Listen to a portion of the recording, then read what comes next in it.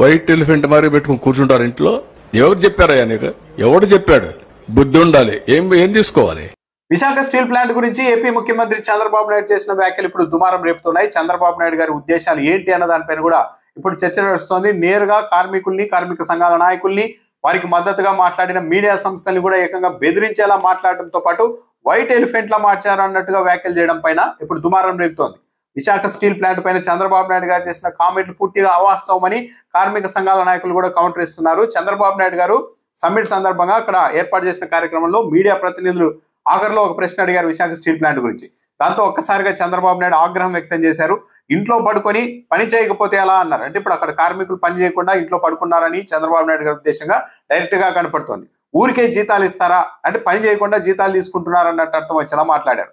పని చేయాలి కదా, ప్రతిసారి కేంద్ర రాష్ట్ర ప్రభుత్వాలు డబ్బులు ఇస్తాయా అంటూ మాట్లాడారు. మరో ఫ్యాక్టరీ వస్తోంది అంటే మిట్టల్కి సంబంధించి ప్రైవేట్ వాళ్ళు పెడుతున్నారు, అది త్వరలోనే అది లాభాల్లో ఉంటుంది అని చెప్పారంటే చంద్రబాబు నాయుడు గారి ఉద్దేశం ఏంటంటే పబ్లిక్ సెక్టార్లో ఉంటే నష్టాల్లో ఉంటాయి, ప్రైవేట్ వాళ్ళు అయితే లాభాల్లో ఉంటాయి అని అర్థం వచ్చేలా మాట్లాడారు. పబ్లిక్ సెక్టార్లో ఉన్నాం కదా అని బెదిరిస్తూ కూర్చుంటే ఎలా అని మాట్లాడారు. అంటే ఇప్పుడు విశాఖ స్టీల్ అన్నది పబ్లిక్ సెక్టార్లో ఉంది కాబట్టి వీళ్ళంతా కార్మికులు, కార్మిక సంఘాల నాయకులంతా బెదిరించగలుగుతున్నారు అన్నది చంద్రబాబు నాయుడు గారి ఉద్దేశంగా కనిపిస్తోంది. అన్ని లాభాల్లో ఉంటే ఇక్కడ నష్టాల్లో ఎందుకు ఉంది అని ప్రశ్నించారు. అంటే మిగిలిన కంపెనీలన్నీ లాభాల్లో ఉంటే విశాఖ స్టీల్ మాత్రమే నష్టాల్లో ఎందుకు ఉందని చంద్రబాబు నాయుడు గారు చెప్పారు. దీనికి కార్మిక సంఘాల నాయకులు చాలా స్పష్టమైన సమాధానం ఇచ్చారు. అది కూడా చూద్దాం. 12,000 కోట్లు ఇచ్చిన తర్వాత కూడా మేము ప్రైవేటీకరించమని మీ ఇంటికి వచ్చి చెప్పాలా అని కూడా మాట్లాడారు. 12,000 కోట్లు ఇచ్చాము, ఆ తర్వాత కూడా ప్రైవేటీకరించమని మీ ఇంటికి వచ్చి చెప్పాలా అని చాలా ఆగ్రహంగా మాట్లాడారు. ఇకపై 3 నెలలకు ఒకసారి నేనే సమీక్ష నిర్వహిస్తా అంటూ కూడా వార్నింగ్ ఇచ్చారు చంద్రబాబు నాయుడు గారు. పని చేయకుండా తెల్ల ఏనుగులాగా ఇంట్లో కూర్చోబెట్టుకుంటారా అని మాట్లాడారు.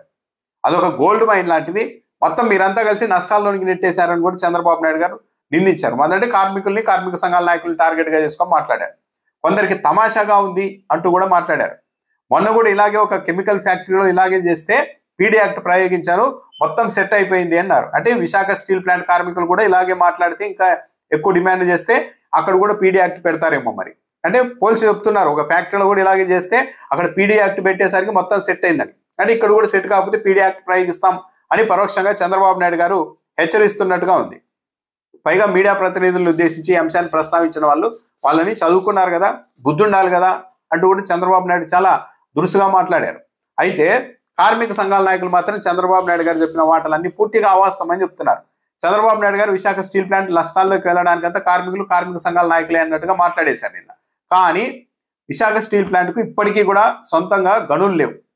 చాలా సంస్థలకి సొంతంగా గనులు ఉన్నప్పటికీ కూడా నష్టాల్లోనికి వెళ్ళిపోయాయి. కానీ విశాఖ స్టీల్ మాత్రం సొంతంగా గనులు లేకపోయినా సరే ఎక్కువ ధరకు ముడి సరుకు బయట కొంటూ కూడా లాభాల్లో నడిచింది. కానీ పద్ధతి ప్రకారం ప్రైవేటీకరించాలన్న ఉద్దేశంతోనే దాన్ని ఉత్పత్తిని తగ్గిస్తూ చివరకు యంత్రాలు పాడైతే పాత యంత్రాలకు మరమ్మతులు చేయడానికి స్పేర్ పార్ట్లు కూడా కొనివ్వకుండా చేస్తూ ఉన్నారు. 20,000 మంది ఉన్న కార్మికుల్ని 10,000 మందికి కుదించారు అని కార్మిక సంఘాల నాయకులు చెప్తూ ఉన్నారు. మొత్తం కార్మికులు అంటున్నారు, కాదు కార్మికులు కాదు కారణము, మొత్తం ప్రభుత్వం యాజమాన్యమే. 45 రోజులకు సరిపడా ముడి సరుకు అన్నది నిల్వ ఉండాలి, కానీ ఇప్పుడు అలా లేదు. దాంతో లైమ్ లేక ఉత్పత్తిని ఆపుకోవాల్సిన పరిస్థితులు ఏర్పడ్డాయని కార్మిక సంఘాల నాయకులు చెప్తూ ఉన్నారు. దేశంలో అనేక సంస్థలకు సొంతంగా మైనింగ్లు ఉన్నాయి. అదేది బిలాల్ స్టీల్, సేలం, భద్రావతి లాంటి స్టీల్ ప్లాంట్లకు సొంతంగా మైన్లు ఉన్నప్పటికీ కూడా అవి 30 ఏళ్లుగా నష్టాల్లోనే కొనసాగుతున్నాయి. 65,000 కోట్ల రూపాయల నష్టాల్లోనికి వెళ్ళిపోయాయి. కానీ సొంతంగా గనులు లేకపోయినప్పటికీ కూడా విశాఖ స్టీల్ మాత్రం లాభాల్లో నడుస్తూ వచ్చింది. దాన్ని ఇప్పుడు చంపేయాలన్న కుట్ర కేంద్ర రాష్ట్ర ప్రభుత్వాలు రెండు కలిసి చేస్తున్నాయి. చంద్రబాబు నాయుడు గారు ఈ తరహాలో చేస్తున్న వ్యాఖ్యలు అదో వైట్ ఎలిఫెంట్ లా మార్చారు. పని చేయకుండా ఇంట్లో కూర్చుంటున్నారు, ఇంట్లో కూర్చున్నా కూడా మీకు జీతాలు ఇవ్వాలా, 12,000 కోట్లు ఇచ్చిన తర్వాత కూడా ఇంకా ప్రైవేటీకరించమని చెప్పి మళ్ళీ మీ ఇంటికి వచ్చి చెప్పాలా, ఇలాంటి మాటలు బట్టి చంద్రబాబు నాయుడు గారి ఉద్దేశం చాలా క్లియర్ గా అర్థమవుతోంది. పైగా చంద్రబాబు నాయుడు గారు ఒక ప్రైవేట్ ఫ్యాక్టరీ రాబోతోంది, అది లాభాల్లో ఉంటుందని చెప్తున్నారు. కానీ ఇదే చంద్రబాబు నాయుడు గారు ఒక రాష్ట్రానికి ముఖ్యమంత్రి అయి ఉండి ప్రభుత్వ రంగంలో ఉన్న విశాఖ స్టీల్ ప్లాంట్ కు గనులు లేవని తెలిసి కూడా దానికోసం గనులు కేటాయించండి అని కేంద్ర ప్రభుత్వం మీద ఒత్తిడి తేవాల్సిన ముఖ్యమంత్రి చంద్రబాబు నాయుడు గారు స్వయంగా ప్రధానిని కలిసి ఆ మిట్టలకు సంబంధించిన ప్రైవేట్ స్టీల్ ప్లాంట్ కు మాత్రం గనులు కేటాయించేలాగా ఒత్తిడి చేసి ఒప్పించి వచ్చారు. మరి అదే ప్రేమను విశాఖ స్టీల్ మీద చంద్రబాబు నాయుడు గారు ఎందుకో కనబరచలేరని కూడా చెప్తున్నారు. విశాఖ స్టీల్ ప్లాంట్ ను ఒక తెల్ల ఏనుగులా చంద్రబాబు నాయుడు మాట్లాడుతున్నారు, అది పూర్తిగా అవాస్తవం. 50,000 కోట్ల రూపాయలు పన్నులు చెల్లించింది విశాఖ స్టీల్ అన్నది ఈ దేశంలో ఏ ప్రైవేట్ సంస్థ ప్రభుత్వానికి ఈ స్థాయిలో ఇన్ని వేల కోట్ల రూపాయల పన్నులు చెల్లించిందో చంద్రబాబు నాయుడు గారే సమాధానం చెప్పాలి అని కూడా కార్మిక సంఘాల నాయకులు నిలదీస్తూ ఉన్నారు. మొత్తం మీద విశాఖ సమ్మిట్ గురించి ఏర్పాటు చేసిన కార్యక్రమంలో మీడియా ప్రతినిధులు ఆఖరిలో విశాఖ స్టీల్ గురించి ఒక విలేకరు మాట్లాడితే సానుకూలంగా మాట్లాడాల్సిన చంద్రబాబు నాయుడు గారు ఒక్కసారిగా ఆవేశానికి లోనైపోయి ఈ స్థాయిలో సంచలనమైన వ్యాఖ్యలు చేయడం, కార్మిక సంఘాన్ని ఆ స్టీల్ ప్లాంట్ ఒక వైట్ ఎలిఫెంట్ లా మారింది, నష్టాలేకి మీరే తోసేశారని ఇలా మార్చడం ద్వారా మొత్తం ఇప్పుడు ఫోకస్ అంతా ఈ అంశం మీదకి వెళ్ళిపోయింది. మొత్తానికి నువ్వు ఇంట్లో పడుకొని పని చేయకపోతే ఎట్లయ్యా? గుర్తుపెట్టుకోవాలి, మీరందరూ కూడా ఏం తయారయ్యారంటే ఊరికి జీతాలు ఇస్తారా? పని చేయాలి కదా. ప్రతి ఒక్కసారి కేంద్రం రాష్ట్రం డబ్బులు ఇస్తుందా? ఇప్పుడు ఇంకొక ఫ్యాక్టరీ వస్తా ఉంది, ప్రైవేట్ వాళ్ళు పెడుతున్నారు. వాళ్ళు రేపు రాబోయేది ప్రాఫిట్ లో ఉంటుంది. అంటే పబ్లిక్ సెక్టర్ లో ఉందని బెదిరిస్తా కూర్చుంటే ఎంతో పైన ప్రతి ఒక్కరు ఇదే మరి మీరు క్వశ్చన్స్ అడుగుతా ఉంటే అన్ని ఎందుకు లాభాలు ఉన్నాయి, ఇక్కడ నష్టం ఎందుకు వస్తా ఉంది?